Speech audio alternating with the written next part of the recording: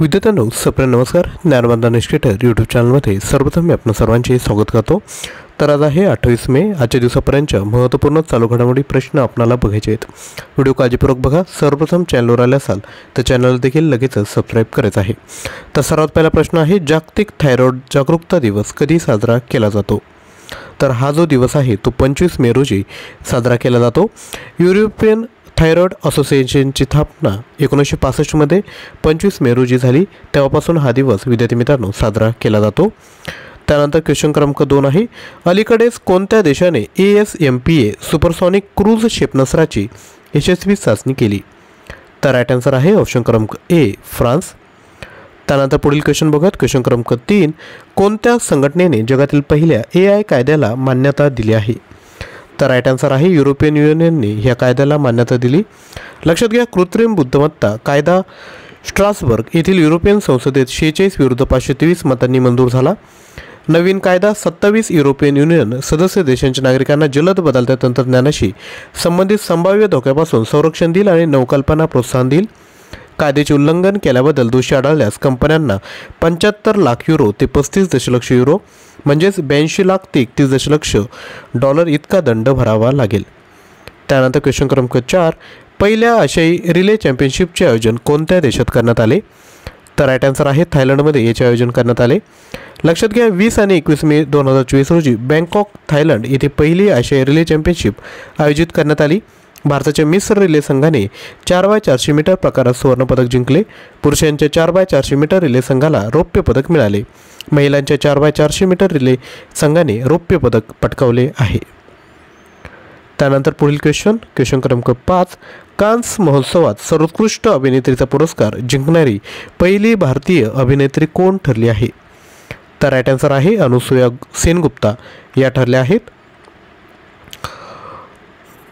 Bulgarian दिग्दर्शक कॉन्स्टँटिन बोजानोव यांच्या the shameless चित्रपटातील अभिनयासाठी त्यांना हा पुरस्कार मिळाला.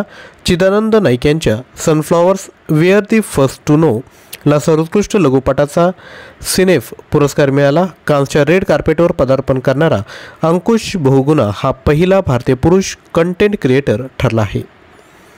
त्यानंतर क्वेश्चन क्रमांक 6, 10व्या वर्ल्ड वॉटर फोरमचे आयोजन कोठे करण्यात आले? तर हे करण्यात आलं आहे इंडोनेशिया या ठिकाणी. लक्षात घ्या, 18 ते 25 मे 2024 या कालावधीत इंडोनेशियातील बाली येथे या 10व्या फोरमचे आयोजन करण्यात आले. वॉटर फॉर शेअर्ड प्रॉस्पेरिटी ही यावर्षीची थीम होती. त्यानंतर क्वेश्चन क्रमांक 7, ICCने 2024च्या T20 विश्वचषकाचे ब्रँड ॲम्बॅसेडर म्हणून कोणाची नियुक्ती केली? तर राईट आन्सर आहे शाहिद आफ्रिदीची या ठिकाणी नियुक्ती करण्यात आली आहे. याआधी Yuvraj Singh, waste इंडिजचा Chris Gayle आणि जमैकाचा धावपटू हुसेन बोल्ट यांना सुद्धा ब्रँड ॲम्बॅसेडर बनवण्यात आले. प्रथम पात्र ठरलेले देश आहे कॅनडा, युगांडा आणि युनायटेड स्टेट्स.